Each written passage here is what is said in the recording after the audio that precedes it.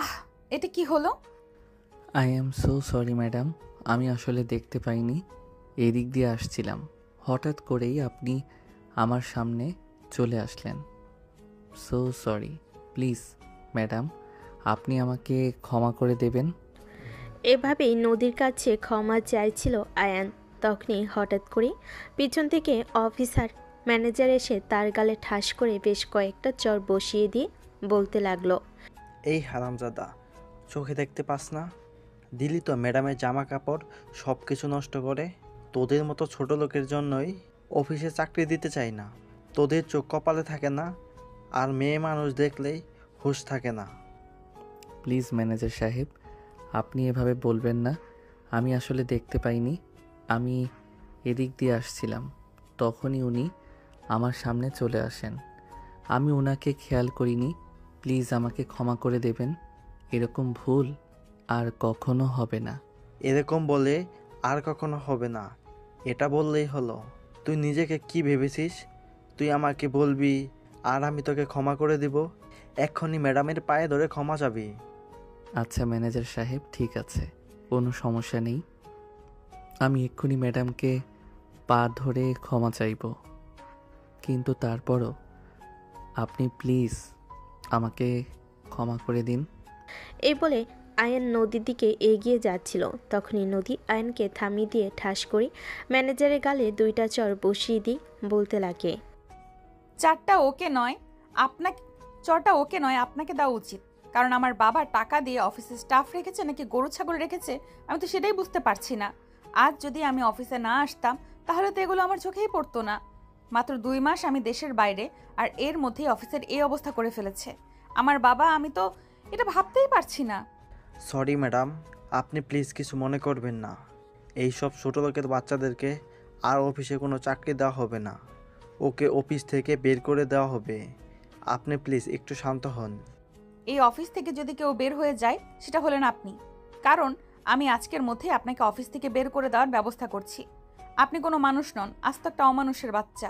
এই বলে নদী চিৎকার চেঁচামেচি করতে করতে তার বাবার কেবিনের দিকে এগিয়ে গেল। তার বাবা তখন একটা জরুরি ক্লায়েন্ট মিটিংয়ে ব্যস্ত ছিল, আর নদী সেখানে গিয়েই চিৎকার করে তার বাবাকে বলতে লাগলো, বাবা, অফিসের এই কি অবস্থা করেছে তুমি?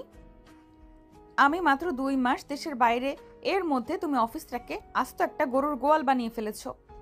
নদীর বাবা তখন পরিস্থিতি সামাল দেওয়ার জন্য উঠে দাঁড়িয়ে নদীকে উদ্দেশ্য করে বলতে থাকেন, কি হয়েছে মা, তুমি এভাবে চিৎকার চেঁচামেচি করছো কেন? আমি এখানে একটা জরুরি ক্লায়েন্টের মিটিংয়ে ব্যস্ত আছি।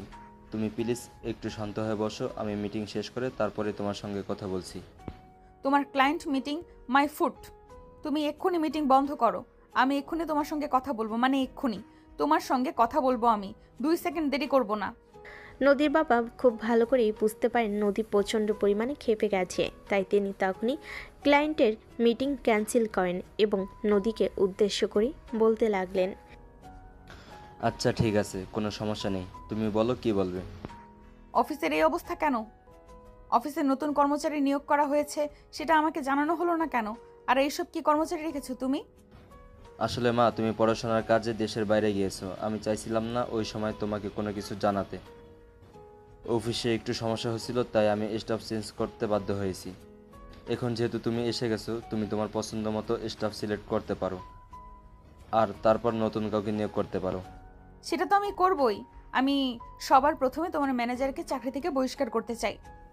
কিন্তু কেন? উনি তো যথেষ্ট ভালো, তাছাড়া উচ্চশিক্ষিত, তিনি অ্যাকাউন্ট অ্যান্ড ফিন্যান্স বিষয়ে খুব ভালো বোঝেন। আমি তোমার কাছ থেকে কোনো কথা শুনতে চাই না। তোমাকে শুধু যেটা করতে বলা হয়েছে তুমি শুধু সেটাই করো। তুমি আজ এবং এই মুহূর্তে আমাদের অ্যাকাউন্ট ডিপার্টমেন্টের ম্যানেজারকে চাকরি থেকে বহিষ্কার করো। আর যদি তুমি সেটা না করো তাহলে কাল থেকে তোমার অফিসে আসার কোনো প্রয়োজন নেই। আমি দেশে এবং দেশের বাইরে একাই হ্যান্ডেল করতে পারবো। আচ্ছা ঠিক আছে, কোনো সমস্যা নেই, তুমি যখন বলছো তখন সব হয়ে যাবে। আমার পরে সব কিছুর একমাত্র মালিক তুমি, আর সব কিছু তোমার কথাতেই চলবে। এই সব কিছু নিয়ে তোমাকে কোনো চিন্তা করতে হবে না। ঠিক আছে, তাহলে আমি বাসায় যাচ্ছি। আমি এয়ারপোর্ট থেকে শুধু অফিসে চলে এসেছি। বাসায় গিয়ে কিছুক্ষণ বিশ্রাম নিব, তারপর বিকেলে আবারও অফিসে আসবো।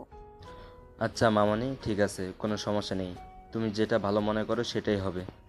এই বলে নদী অফিস থেকে বের হয়ে চলে গেল। আর এইদিকে নদীর বাবা তখন ম্যানেজারের সঙ্গে দেখা করতে আসে। ম্যানেজার তখন নিজের কেবিনে বসে আছে।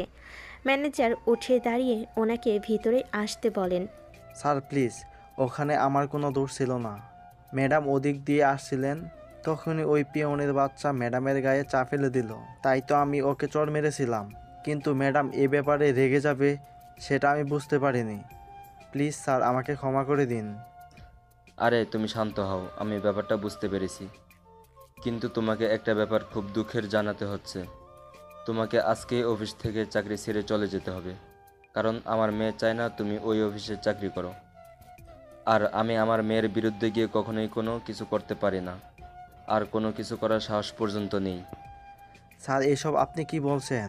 আমি আপনার কোম্পানিতে চাকরি নিয়েছি, আর এখন যদি আমি চাকরিটা ছেড়ে দেই তাহলে আমি হুট করে চাকরি কোথায় পাবো? আমার ফ্যামিলি নিয়ে আমাকে রাস্তায় বসতে হবে। ওই সব কিছু আমি জানি না, আর জানতেও চাই না, আর জেনেও আমার কোনো লাভও নেই। তবে তোমাকে যেটা বলছি তোমার সেটাই করতে হবে। আমি তোমাকে আর এই অফিসে রাখতে পারবো না, কারণ তুমি খুব ভালো করে জানো আমি আমার সমস্ত সম্পত্তি আমার মেয়ের নামে করে দিয়েছি। আমার মেয়ে এখন সাবালক হয়েছে। আমার অফিস থেকে শুরু করে বাকি সব কিছু আমার মেয়ে নিজেই দেখাশোনা করে, দেশের ব্যবসা এবং দেশের বাইরে। আমার মেয়ের একটু পরীক্ষা ছিল, সেজন্য সে 2 মাসের জন্য দেশের বাইরে গিয়েছিল, আর এই জন্য আমি অফিস দেখাশোনা করছিলাম। আর তখনই তোমাকে নিয়োগ দেওয়া হয়, কিন্তু এখন আমার মেয়ে চাইছে না তোমাকে আমি এই অফিসে রাখি। তাই তোমাকে আজ, এখন এবং এই মুহূর্তে এখান থেকে চাকরি ছেড়ে চলে যেতে হবে। কিন্তু স্যার প্লিজ, আপনি আমার ব্যাপারটা বোঝার চেষ্টা করুন। এখানে আমার কোনো দোষ ছিল না। হ্যাঁ আমি জানি এবং সবটা বুঝতে পেরেছি, কিন্তু আই অ্যাম সরি, আমার কিছুই করার নেই। আমি অ্যাকাউন্টে বলে দিয়েছি তুমি তোমার আগামী 3 মাসের স্যালারি নিয়ে কিছুক্ষণের মধ্যেই অফিস থেকে বের হয়ে যাবে। এই বলে নদীর বাবা ম্যানেজারের কেবিন থেকে বের হয়ে চলে গেলেন। আর এদিকে ম্যানেজার রাগে ফুসফুস করতেছে। সামান্য একটা পিয়নের জন্য তার চাকরি চলে গেল। তিনি এই চাকরিতে মোটামুটি ভালো অঙ্কের বেতন পেতেন, যেটা অন্য কোনো কোম্পানিতে পাবেন না। তাই এই চাকরিটা তার কাছে সোনার হরিণ পাওয়ার মতোই ছিল। কিন্তু কিছুই করেনি, যেহেতু কোম্পানি কর্তৃপক্ষ সিদ্ধান্ত নিয়েছে, তাই চাকরি ছেড়ে তাকে চলে যেতেই হবে। ম্যানেজার সাহেব অ্যাকাউন্ট ডিপার্টমেন্ট থেকে নিজের স্যালারি বুঝে নিয়ে অফিস থেকে বের হয়ে যাচ্ছিলেন। তখনই আবারও আয়নের সঙ্গে ওনার দেখা হয়ে গেল। আয়নের সামনে দাঁড়িয়ে তিনি এমনভাবে আয়নের দিকে তাকিয়ে আছেন যেন তার চোখ দুটো দিয়ে আগুনের গোলা ঠিকরে পড়ছে। আয়ন সেটা বুঝতে পেরে বলতে লাগলো। আমি দুঃখিত ম্যানেজার সাহেব, আপনি আমাকে এই অফিসে চাকরি দিয়েছিলেন, কিন্তু আজ আমার জন্য আপনার এত বড় একটা ক্ষতি হয়ে গেল। প্লিজ আপনি আমাকে ক্ষমা করে দেবেন। তোকে ক্ষমা করব আমি, সেটা তুই ভাবলি কি করে? তুই অফিস থেকে বের হ, যেটা তুই কল্পনা করতে পারবি না। আর তখন তুই খুব ভালোভাবে বুঝতে পারবি এই ম্যানেজারের ক্ষতি করা এর পরিমাণ কতটা ভয়াবহ হতে পারে। প্লিজ ম্যানেজার সাহেব, আপনি এরকমটা বলবেন না। আপনি তো খুব ভালো করেই জানেন এখানে আমার কোনো দোষ ছিল না। আমি এদিক দিয়ে যাচ্ছিলাম, হঠাৎ করে ওনার সঙ্গে ধাক্কা লেগে গেল। এখানে হয়তো আমার দোষ থাকতে পারে, কিন্তু ম্যাডাম আপনার গায়ে হাত তুলেছে বা আপনার চাকরি চলে গেছে, তাতে কিন্তু আমার কোনো দোষ নেই। তাছাড়া আপনি এটাও খুব ভালো করেই জানেন তাদের সঙ্গে আমার ব্যক্তিগত কোনো সম্পর্ক নেই, চেনা জানা পর্যন্ত নেই। এটা তুই ভাবলি আর আমি মেনে নেব? সেটা তুই ভাবলি কি করে? বললাম তো তুই অফিস থেকে বের হ, তারপর তোকে বোঝাবো মজা। কথাটা মনে মনে বলতে বলতে অফিস থেকে বের হয়ে গেলেন ম্যানেজার সাহেব। বাড়ি থেকে আয়ন তার কাজে মনোযোগ দিল। সেদিন বিকেলবেলা আবারও অফিসে আসে নদী। নদী যখন অফিসে গেট দিয়ে ভিতরে প্রবেশ করছিল, তার সামনে গেটের কাছে দাঁড়িয়ে আয়ন একটা পলিথিন থেকে কলা আর রুটি বের করে খাচ্ছিল। এটা দেখে নদী তার দিকে এগিয়ে যায়, আর তখনই সে আয়নকে জিজ্ঞাসা করে। তুমি দুপুরে খাবার খাওনি? ম্যাডাম এই তো খাচ্ছি। আসলে অফিসের সবার খাওয়া দাওয়া শেষ হয়ে গেলে ক্যান্টিন পরিষ্কার করে তারপরেই আমি খেতে আসি। সে না হয় বুঝলাম, কিন্তু তুমি দুপুরের খাবারে ভাতের বদলে শুকনো রুটি কলা কেন খাচ্ছ? না মানে আসলে ম্যাডাম, সে অনেক লম্বা কাহিনী। সেসব কথা আমি আপনাকে বলতে চাই না। আচ্ছা ঠিক আছে, সেসব কথা শোনার সময়ও এখন আমার নেই। তবে এই নাও, এখানে 200 টাকা আছে, তুমি বাইরে থেকে কিছু খাবার খেয়ে তারপর সে ডিউটি করে, অফিস তো ছুটি হবে রাত 8টায়, সে পর্যন্ত তুমি এই কলা রুটি খেয়ে থাকতে পারবে না। কোনো সমস্যা নেই ম্যাডাম, আমি থাকতে পারবো। তাছাড়া এই সব কিছু খেয়ে থাকার অভ্যাস আমার আছে, আপনাকে চিন্তা করতে হবে না। তোমার কি কানে সমস্যা আছে নাকি? আমি তোমাকে কি বলেছি তুমি শুনতে পাও? আমি যদি এক্ষুনি বাইরে থেকে খাবার খেয়ে এসে এরপর ডিউটি করবে, তা না হলে কিন্তু এর জন্য তোমাকে পানিশমেন্ট পেতে হবে, এই তোমাকে আমি বলে দিলাম। কিন্তু ম্যাডাম, আমি বললাম তো, আমি কোনো কিন্তু শুনতে চাই না। তোমাকে যেটা বলেছি তুমি সেটাই করো। এক্ষুনি বাইরে যাও, আর তারপর খাবার খেয়ে এসে ডিউটি করবে। তখন আর কোনো কথা বলার সাহস পেল না, কারণ নদী এই অফিসের বসেরও বস। তার উপরে তার কোনো কথা চলে না। একটু আগে ম্যানেজারের সঙ্গে কী হয়েছে সেটা তো আয়ন খুব ভালো করেই জানে। তাই সে কোনো কথা না বলে চুপচাপ অফিস থেকে বের হয়ে সামনের একটা ভাতের হোটেলে চলে গেল। সেখান থেকে খাবার খেয়ে 20 মিনিটের মধ্যেই অফিসে চলে আসে। আয়ন অফিসে আসা মাত্রই নদী আয়নকে নিজের কেবিনে ডেকে নিল, আর তারপর বলতে লাগলো, আচ্ছা, আমি তোমার ব্যাপারে কিছু জিজ্ঞেস করতে চাই। হ্যাঁ ম্যাডাম, অবশ্যই বলুন। আপনি আমার ব্যাপারে কি জানতে চান? আমি আপনার কথার উত্তর দেওয়ার জন্য প্রস্তুত আছি। পড়াশোনা কোন পর্যন্ত করেছো?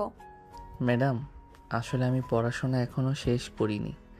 আমি ঢাকা ভার্সিটি থেকে ইংলিশে অনার্স করছি। এই বছর 3rd সেমিস্টারে আছি। কি বলো তুমি, সত্যি কথা বলছো তো? হ্যাঁ ম্যাডাম, আমি একদম সত্যি কথাই বলছি। আমি ঢাকা বিশ্ববিদ্যালয় থেকে ইংলিশে অনার্স করছি।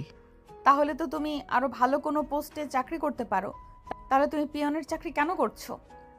ম্যাডাম, আসলে আমি পড়াশোনার পাশাপাশি চাকরি করছি তো। আসলে আমার ফ্যামিলির আর্থিক অবস্থা খুবই খারাপ।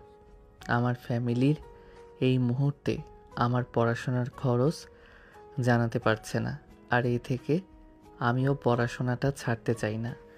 তাছাড়া অন্য কোনো কোম্পানিও আমাকে পড়াশোনার পাশাপাশি চাকরি করতে দেবে না।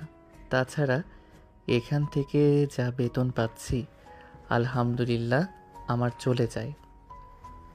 সেজন্যই আমার এখানে চাকরি করা। আচ্ছা ঠিক আছে, আমি তোমার ব্যাপারটা নিয়ে ভেবে দেখব।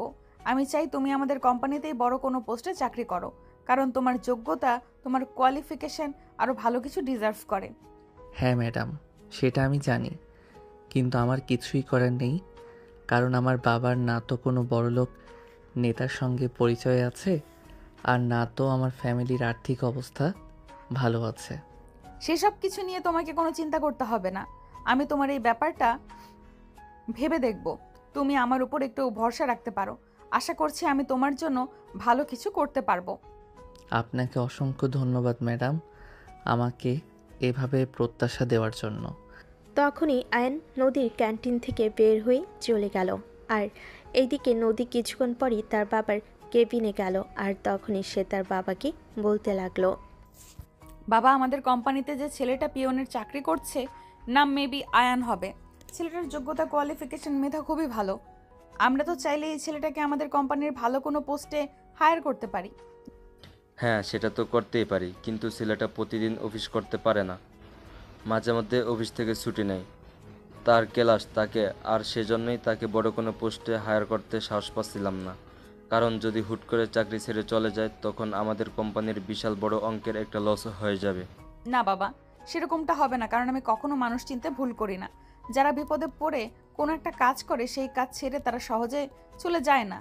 তাই আমার মনে হচ্ছে আমরা এই ছেলেটাকে নির্দ্বিধায় আমাদের কোম্পানির ভালো কোনো পোস্টে হায়ার করতে পারি। সে তুমি যেটা ভালো মনে করো সেটাই করো, কারণ এই সহায় সম্পত্তি যা কিছু আছে সব কিছু একমাত্র মালিক হলে তুমি। আমি আশা করব তুমি যা কিছু করবে কোম্পানির ভালোর জন্যই করবে। কোম্পানির খারাপ কিছু হোক সেটা তুমি কখনোই চাইবে না। হ্যাঁ বাবা, তুমি এটা একদম ঠিক কথাই বলেছ। তুমি আমার উপর সব সময় ভরসা রাখতে পারো। কোম্পানির খারাপ কিছু হবে সেরকম কোনো কিছু আমি কখনোই করব না। এই বলে নদী তার বাবার কেবিন থেকে বের হয়ে আসলো। তারপর আবারও আয়নের সঙ্গে দেখা করে আয়ন তখন নিজের কাজ করছিল। নদী পিছন থেকে তাকে বলতে থাকে, এক্সকিউজ মি মিস্টার, আপনার জন্য একটা গুড নিউজ আছে। আয়ন চমকে দাঁড়ায় পিছন থেকে। হঠাৎ করে এভাবে কেউ একজন কথা বলাই আয়ন পিছন ফিরে তাকিয়ে নদীকে দেখে বলতে থাকে, হ্যাঁ ম্যাডাম বলুন, কি বলবেন? কাল থেকে তোমাকে আর এই চাকরি করতে হবে না। কিন্তু কেন ম্যাডাম? হুট করে এভাবে আমার চাকরিটা চলে গেলে আমাকে ভীষণ সমস্যায় পড়ে যেতে হবে। এই মুহূর্তে হুট করে আমি কোথাও চাকরি পাবো না। প্লিজ ম্যাডাম, আপনি এরকমটা করবেন না। তখনই নদী আয়নকে একটু আশ্বস্ত করে বলে, আরে না বোকা ছেলে, সেরকম কোনো ব্যাপার না। আমি তোমাকে কি বলছি তুমি সেটা আগে শোনো। তোমার প্রমোশন দিতে চাই। মানে? তুমি তো খুব ভালো করে জানো আজ আমার এই কোম্পানির ম্যানেজারের চাকরি চলে গেছে। হ্যাঁ ম্যাডাম, কিন্তু তার সাথে আমার কি সম্পর্ক আমি তো সেটাই বুঝতে পারছি না। আপনি কি বলতে চাইছেন আর কি বোঝাতে চাইছেন? খুব সহজ আর সিম্পল। আমি চাই ম্যানেজারের পোস্টে তুমি জয়েন করো। আয়ন ভীষণ রকম চমকে যায়, কারণ সে কোনোভাবেই বিশ্বাস করতে পারছিল না নদী তার সামনে দাঁড়িয়ে এই কথাগুলো বলছে। তাই সে নদীকে বলতে থাকে, ম্যাডাম, আপনি কি সত্যি কথা বলছেন না? আমার সাথে মজা করছেন? আচ্ছা, তোমার কেন এরকমটা মনে হচ্ছে আমি তোমার সঙ্গে মজা করছি? তাছাড়া আমি তোমার সঙ্গে কেন মজা করব? তুমি আমার দুলাভাই লাগো নাকি আমি তোমার শালিকা লাগে তোমার সঙ্গে আমি মজা করব? ছি ছি ম্যাডাম, এসব আপনি কি বলছেন? এরকমটা কেন হতে যাবে? আমি তো জাস্ট এমনি আপনাকে জিজ্ঞাসা করলাম। ঠিক আছে, কোনো সমস্যা নেই। অফিস ছুটি হওয়ার পর তুমি আমার সঙ্গে দেখা করবে। আমি তোমার অ্যাপয়েন্টমেন্ট লেটার দিয়ে দেব। আচ্ছা ম্যাডাম, ঠিক আছে। আপনাকে অসংখ্য ধন্যবাদ। আপনার এই ঋণ হয়তো আমি কোনোদিনই শোধ করতে পারবো না। আমার ঋণ শোধ করার যখন তোমার এতই শখ, তখন যখন সময় হবে নিশ্চয়ই তোমাকে বলবো এই ঋণ শোধ করার জন্য। কিন্তু তখন কিন্তু আবার তুমি আমাকে না বলতে পারবে না, তাহলে কিন্তু আমি খুব রেগে যাব। আপনি কোনো চিন্তা করবেন না ম্যাডাম। যদি কখনো আমার এমন সুযোগ আসে যে আমি আপনাকে হেল্প করতে পারবো, তাহলে অবশ্যই আমি সেটা করার জন্য চেষ্টা করব। আর সেটা যদি আমার সাধ্যের মধ্যে হয় তাহলে আমি কখনোই আপনাকে না বলবো না। বলতে নদী মুচকি হাসতে হাসতে আয়নের কাছ থেকে চলে গেল। আর এদিকে তখনই আয়নের কাছে অফিসের একজন স্টাফ আসলো আর আয়নকে বলতে লাগলো, কি ব্যাপার মিস্টার আয়ান? বিষয় তো কিছুই বুঝতে পারছি না। এমডি ম্যাডাম অফিসে আসা মাত্রই আপনার সঙ্গে এত খাতির জমে গেল, তার কারণটা কি? সেটা আমি কি করে বলবো? আপনিও যেমন জানেন আমিও তো ঠিক তেমনি জানি। আমি তো আর এর চাইতে বেশি কিছু জানি না। তাই আমার মনে হয় এইসব প্রশ্ন আমাকে করে সেরকম কোনো লাভ নেই। কিন্তু কেন জানি না, আমার মনে হচ্ছে এর মধ্যে কোনো একটা রহস্য লুকিয়ে আছে। একটা কথা মনে রাখবেন আয়ান সাহেব, আকাশে চাঁদ উঠলে মেঘ কখনো সেটা ঢেকে রাখতে পারে না। কি হ্যাঁ, একদম আমিও সেটাই মনে করি। যদি কখনো আকাশের চাঁদ উঠে তাহলে সেটা আপনারা নিজের চোখেই দেখতে পাবেন। আয়নের কাছ থেকে এই কথা শুনে অফিসের ওই স্টাফ তখন আর কোনো কথা বলার সুযোগ না পেয়ে সেখান থেকে চলে গেল। আর এদিকে আয়ন আবারও নিজের কাজ করতে লাগলো। এভাবেই সেদিনের মতো অফিস ছুটি হয়ে গেল। আর অফিস শেষে আয়ন অফিস থেকে বের হয়ে আসছিল। তখনই নদী পিছন থেকে আয়নকে বলতে থাকে, কি ব্যাপার আয়ন সাহেব? আমাকে বলে আপনাকে বলেছিলাম আমার সঙ্গে দেখা করে তারপরে অফিস থেকে বের হতে, কিন্তু আপনি সেটা না করে অফিস থেকে চলে যাচ্ছেন কেন? I am so sorry madam, আমার আসলে মনে ছিল না। কাজ শেষ করতে করতে আপনার বলা কথাটা আমি ভুলেই গিয়েছিলাম। আচ্ছা ঠিক আছে, কোনো ব্যাপার না। এই বলে নদী বেশ কয়েকটা শপিং ব্যাগ আয়নের দিকে এগিয়ে দিল। আর তারপর বলতে লাগলো, দিস ইজ ফর ইউ। কাল থেকে এগুলো পরে তারপর অফিসে আসবেন। ম্যানেজার বলে কথা। আয়ান শপিং ব্যাগগুলো নিজের হাতে নিল আর খুলে দেখতে পেল ভিতরে দামি দামি ব্র্যান্ডের শার্ট প্যান্ট ঘড়ি আর প্রয়োজনীয় কিছু জিনিস। এগুলো দেখে আয়ান নদীকে বলতে লাগলো, ম্যাডাম, এসব কি? এগুলোর তো অনেক দাম, কিন্তু আপনি এগুলো আমাকে কেন দিচ্ছেন? দেখুন মিস্টার আয়ান সাহেব, আমি আপনাকে আরও একবার বলেছি, আবার মুখের উপর কথা বলে আমি একদম পছন্দ করি না। আর আশা করব আপনিও সেটা করবেন না। আমার মনে হয়েছে এগুলো আপনার প্রয়োজন, তাই এগুলো আপনাকে দেওয়া। কাল থেকে এগুলো ব্যবহার করবেন, তাহলে আমি খুব খুশি হব। কিন্তু ম্যাডাম, এগুলোর তো অনেক দাম। আমার 3 মাসের স্যালারি দিয়েও এতগুলো জিনিস কেনা যাবে না।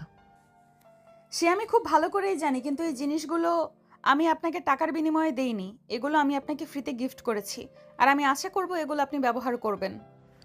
যথা আজ্ঞা ম্যাডাম, আপনি যেরকমটা বলবেন আমি সেরকমটাই করব। তবে কি আজ আমি বাসায় যেতে পারি? অবশ্যই, চলুন আমি আপনাকে আপনার বাসার সামনে নামিয়ে দিব। আপনি আমার সঙ্গে আমার গাড়িতে চলুন। বলে নদী আয়নকে নিয়ে অফিস থেকে বের হয়ে আয়ন নদীর সঙ্গে যেতে না চাইলেও নদীর কথায় বাধ্য হয়ে নদীর গাড়িতে উঠল। আর তারপরে ড্রাইভার গাড়ি স্টার্ট করে একটা গলির সামনে এসে আয়ন গাড়িটা দাঁড় করাতে বলল। আর তারপরেই নদীও আয়নের সঙ্গে গাড়ি থেকে নামলো। নদী গাড়ি থেকে নামতেই দেখে আয়ন নদীকে জিজ্ঞাসা করে, কি ব্যাপার ম্যাডাম, আপনি এখানে গাড়ি থেকে নামলেন কেন? আমি তোমার সঙ্গে তোমার বাসায় যাব। তুমি কেমন জায়গায় থাকো সেটা আমার দেখার বড্ড ইচ্ছে। তুমি আমাকে নিয়ে যাবে না? আপনাকে নিয়ে যদি আমার কোনো সমস্যা নেই, কিন্তু ম্যাডাম সেখানে গিয়ে আপনি 2 মিনিটও টিকতে পারবেন না। চিপা গলি আর বস্তিতে থাকি। ঠিক আছে, তারপরও আমি তোমার সঙ্গে যাব। তুমি আমাকে নিয়ে চলো। এই বলে নদী আয়নের পিছন পিছন হাঁটা শুরু করলো। চিপাগুলির একটা রাস্তায় হেঁটে যেতে কষ্ট হচ্ছে, কিন্তু তারপরও আয়নের পিছন পিছন নদী হেঁটে চলেছে। প্রায় 5 মিনিট হাঁটার পর একটা ভাঙ্গাচোরা বাড়ির সামনে এসে আয়ন দাঁড়ালো। আর তারপর সেই নদীকে বলতে লাগলো, ম্যাডাম, আমি এই বাড়িটাতেই থাকি। আমার মনে হয় এবার আপনার এখান থেকে চলে যাওয়া উচিত, কারণ ভিতরের পরিবেশ আরও বাজে। এদিকে নদী ততক্ষণে আয়নের কথায় কোনো পাত্তা না দিয়ে বাড়ির ভিতরে ঢুকে পড়ল আর বাড়িটার চারপাশ ভালো করে দেখে নিল। তারপরে সে আয়নকে উদ্দেশ্য করে বলতে লাগলো, আজ রাতেই তুমি তোমার সমস্ত জিনিসপত্র গুছিয়ে নিবে। আমি কালকের মধ্যেই তোমার জন্য ফ্ল্যাট বুকিং দেব, আর তুমি তখন থেকে সেখানেই থাকবে। I am sorry to say madam, আমার ফ্ল্যাটে থাকার মতো সামর্থ্য নেই, কারণ এই মুহূর্তে নিজের পড়াশোনা কন্টিনিউ করার, তারপর আবার ফ্যামিলির পাশে দাঁড়ানো আমার জন্য খুবই প্রয়োজনীয়। আমি যদি ফ্ল্যাট ভাড়া নিয়ে থাকতে চাই, আমার মাসে 10,000 টাকা ভাড়া গুনতে হবে, আর সেই 10,000 টাকা দিয়ে আমার একটা সম্পূর্ণ মাস খুব ভালোভাবে চলে যাবে। এ দেখো, একদম বেশি কথা বলবে না। আমি তোমাকে নিজের খরচে ফ্ল্যাট ভাড়া করে দেব। তুমি যতদিন ইচ্ছে সেখানে থাকবে, আর তার জন্য সম্পূর্ণ ভাড়া আমি দেব। তোমাকে 1 টাকাও খরচ করতে হবে না। কিন্তু ম্যাডাম, আমি আপনার কাছ থেকে এত সুযোগ সুবিধা নিতে পারি না। আমি আপনার কোম্পানিতে অন্য সব কর্মচারীদের মতোই সাধারণ একজন কর্মচারীর প্রতি আপনার এত দরদ না দেখালেও চলবে। আপনি আমাকে প্রমোশন দিয়েছেন, অফিসের পিয়ন থেকে ম্যানেজার বানিয়েছেন, এটাই আমার জন্য বিশাল কিছু। আর কিছু চাই না আপনার কাছ থেকে। Just stop your mouth. আমি তোমার কাছ থেকে কোনো কথা শুনতে চাই না। আমি শুধু তোমাকে একটা কথাই বলবো, আমি তোমাকে যেটা করতে বলেছি তোমাকে সেটাই করতে হবে। এছাড়া তোমার সামনে অন্য কোনো রাস্তা খোলা নেই। আর যদি তুমি আমার কথার বিরুদ্ধে গিয়ে কোনো কিছু করার সাহস দেখিয়েছো, সেটা কিন্তু তোমার জন্য খুবই খারাপ হবে। এটা আমি তোমাকে বলে দিলাম। এই বলে নদী সেখান থেকে চলে গেল। আর এইদিকে অ্যান তখনও হাঁ করে সেদিকে তাকিয়ে আছে। তখনই আয়নের রুমমেট একজন পিছন থেকে আয়নের কাঁধে হাত রেখে বলতে লাগলো, কি ব্যাপার ভাই? ব্যাপারটা কিছুই বুঝতে পারলাম না। ম্যাডাম কে হয় আপনার? আরে ভাই, এভাবে টিটকারি মেরে কথা বলার কিছুই নেই। উনি আমার অফিসের বস, ব্যাস এইটুকু পর্যন্তই সীমাবদ্ধ। আপনাকে এটা নিয়ে বেশি চিন্তা করতে হবে না। কিন্তু ওনার কথা বলার ধরন দেখে তো মনে হলো উনি আপনার খুব কাছের একজন কেউ হন, যেভাবে অধিকার কাটিয়ে কথাগুলো বলছিল। আরে ভাই, আপনি আর তেরা তেরা কথা বলে মেজাজ খারাপ কইরেন না। এমনিতেই উনি আমার মাথাটা গরম করে দিয়েছেন। নেহাত অফিসের বস হন, তাই কোনো কিছু বলতে পারছিলাম না। কিন্তু আপনি সেরকমটা ভাববেন না। আপনার মুখের উপর 3টা কথা বলে দিতে আমি 2বারও চিন্তা করব না। আচ্ছা ভাই, ঠিক আছে, আপনার যেটা ভালো মনে হয় আপনি সেটাই করেন, আমি আপনাকে কোনো কিছুই করতে বলবো না। এই কথা বলে শুভ সেখান থেকে চলে গেল। আর এভাবে কিছুক্ষণ আয়ন সেখানে দাঁড়িয়ে থাকার পর নিজের রুমে আসে, ফ্রেশ হয়ে রাতের খাবার তৈরি করে আর খাবার খেয়ে নেয়। এদিকে সারাদিন অফিস আর বাসায় এসে রান্না বান্নার পর আয়ন খুবই ক্লান্ত হয়ে পড়ে। এটা প্রতিদিনকার রুটিন, কিন্তু তারপরও সে যেহেতু একজন স্টুডেন্ট, তাই ক্লান্ত শরীর নিয়েও তাকে পড়ার টেবিলে বসতে হয়। আজকেও তার অন্যটা হয়নি। খাবার দাবার খেয়ে আয়ন পরের টেবিলে বসে পড়ে। প্রায় 1টা পর্যন্ত পড়াশোনা করে। হঠাৎ করে আয়নের ভাঙ্গাচোরা বাটন মোবাইলটা বেজে ওঠে। আয়ন মোবাইলটা হাতে নিয়ে দেখে একটা অচেনা নাম্বার থেকে ফোন এসেছে। আয়ন সচরাচর অচেনা নাম্বার থেকে আসা কল রিসিভ করে না, আজও তার অন্যতা হয়নি। বেশ কয়েকবার কল আসলে ফোনটা রিসিভ করেনি, ফোন সাইলেন্ট করে রেখে ঘুমিয়ে পড়ে। পরের দিন সকালবেলা যথাসময়ে ঘুম থেকে উঠে অফিসে যাওয়ার জন্য তৈরি হয়। তখন কেউ একজন তার রুমে দরজায় নক করে। আয়ন দরজাটা খুলতেই দেখতে পাই নদী তার দরজার সামনে দাঁড়িয়ে আছে। আয়ন নদীকে দেখে সালাম দেয় আর তারপর বলতে থাকে, আসসালামু আলাইকুম ম্যাডাম, কি ব্যাপার? হঠাৎ আপনি এখানে এই সাত সকালবেলা? কেন, আমি এখানে আসাতে তোমার খুব বেশি অসুবিধা হয়ে গেছে নাকি? কাল রাতে আমি তোমাকে কতগুলো ফোন দিয়েছিলাম, যদি তুমি আমার কলটা রিসিভ করতে তাহলে তো আজ সকালবেলা আমাকে এখানে আসতে হতো না।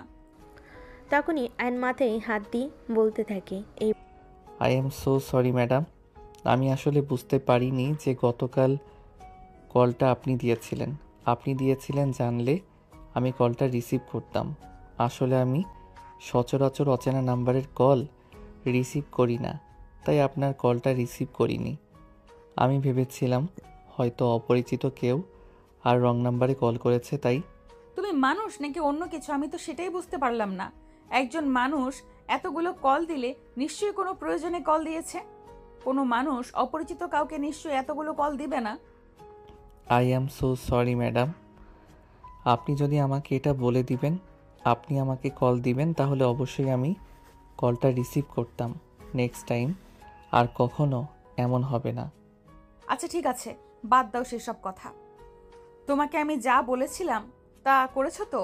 না মানে আসলে ম্যাডাম, প্রতিদিনের মতো কাল অফিস থেকে এসে খাওয়া দাওয়া শেষ করে পড়তে বসেছিলাম, আর তখনই অনেক রাত হয়ে গেছে, তাই আর এসব কিছু করার সময় ছিল না। আচ্ছা ঠিক আছে, তুমি শুধু আমার বইপত্র গুছিয়ে নাও, আর বাকি সব কিছু আমি তোমাকে কিনে দেব। এই সব কিছু নিয়ে চিন্তা করতে হবে না। বলে নদী নিজেই আয়নের রুমের ভিতর প্রবেশ করলো আর আয়নের বইপত্র গুছিয়ে নিয়ে গাড়িতে রাখলো। তারপর এসে আয়নকে বলতে লাগলো, চলো, তোমাকে অফিসে পৌঁছে দেবো, আর তারপর আমি নিজের হাতে তোমার নতুন ফ্ল্যাট গুছিয়ে দেব। প্রয়োজনীয় যা যা কিছু লাগবে আমি সব কিছু নিজের হাতে কিনে দেব। ম্যাডাম, আপনি কেন শুধু শুধু আমার পিছনে এত টাকা নষ্ট করছেন? এই সব কিছুর আসলেই কোনো প্রয়োজন ছিল না। কিন্তু নদী তখন আর আয়নের কথার কোনো উত্তর দিল না। চুপচাপ গাড়িতে এসে বসলো। আয়নও তখন আর কোনো কথা বলার সাহস না পেয়ে নদীর পিছনে পিছনে গাড়িতে এসে বসে। নদী গাড়িতে বসে ড্রাইভারকে গাড়ি স্টার্ট করতে বলে। ড্রাইভার অফিসের সামনে এসে গাড়ি দাঁড় করালো। তারপরে আয়ন আর নদীর দুজনে একসঙ্গে গাড়ি থেকে নামলো। যে ব্যাপারটা অফিসের অনেক স্টাফই লক্ষ্য করেছিল, কিন্তু নদী সেসব কিছু পরোয়া না করে আয়নকে নিয়ে অফিসের ভিতরে প্রবেশ করে আর ম্যানেজারকে নিয়ে যায়। নদী আয়নকে নিয়ে সোজা ম্যানেজারের চেয়ারে বসালো আর তারপর বলতে লাগলো, আজ থেকে এই চেয়ার, এই কেবিন শুধুই তোমার। ম্যাডাম, আপনি আমাকে এত বড় একটা দায়িত্ব দিলেন, আমি এই দায়িত্ব ঠিকঠাক মতো পালন করতে পারবো তো? ইনশাল্লাহ তুমি এই দায়িত্ব পালন করতে পারবে। তোমার উপর এতটুকু ভরসা আমার আছে। তোমাকে এই একদিন থেকে আমি যতটুকু জেনেছি আর যতটুকু বুঝেছি, তোমাকে চোখ বন্ধ করে বিশ্বাস করা যায়। কিন্তু ম্যাডাম, আমাকে এসব ব্যাপারে কোনো পূর্ব অভিজ্ঞতা নেই। আমি যদি না পারি কিংবা যদি কোনো ভুল করি তখন কি হবে? অত সব কিছু নিয়ে তোমাকে কোনো চিন্তা করতে হবে না। তোমাকে আমি যেটা করতে বলেছি তুমি শুধু সেটাই করো, আর তারপর যা হবে সব আমি সামলে নেব। তাছাড়া তুমি নতুন এটা আমি খুব ভালো করেই জানি, তাই তোমাকে সমস্ত ব্যাপারে আমি সহযোগিতা করব। এই বলে আয়নের কেবিন থেকে বের হয়ে চলে গেল। আর তারপর সোজা অফিস থেকে আয়নের জন্য কেনা নতুন ফ্ল্যাটে। সেখানে সে আয়নের জন্য বেশ কিছু ফার্নিচার অর্ডার করেছে, সেগুলো অলরেডি চলে এসেছে। আর তারপর লোকের সহযোগিতা নিয়ে সেগুলোকে সুন্দর করে সাজাতে থাকে। সমস্ত কাজ শেষ করে মোটামুটি প্রায় দুপুরের মতো হয়ে গেল অফিস। আর তারপরে নদী অফিসে ফিরে আসলো। নদী অফিসে ফিরে আসা মাত্রই আয়ান নদীর কাছে গেল, তারপর বলতে লাগলো, আরে ম্যাডাম, আপনি তো আমাকে কোনো কাজ বুঝিয়ে না দিয়ে অফিস থেকে বের হয়ে চলে গেছেন। আমি তো সেই সকাল থেকে বসে আছি, কোনো কাজ করিনি। হ্যাঁ, তো কি হয়েছে? কাজ জমে গেছে, কোনো সমস্যা নেই, আমি করে দেব। আমি তো তোমাকে বলেছি তুমি যত রকম সমস্যা করবে আমি তোমাকে সব রকম সমস্যা থেকে তুলে নিয়ে আসার জন্য সাহায্য করব। কিন্তু ম্যাডাম, তারপরেও এই, তুমি সব সময় এত কথা বলো কেন? তোমাকে না বলেছি সব সময় আমার মুখের উপরে কোনো কথা বলবে না। আমার মুখের উপরে কথা বলো আমি একদম পছন্দ করি না।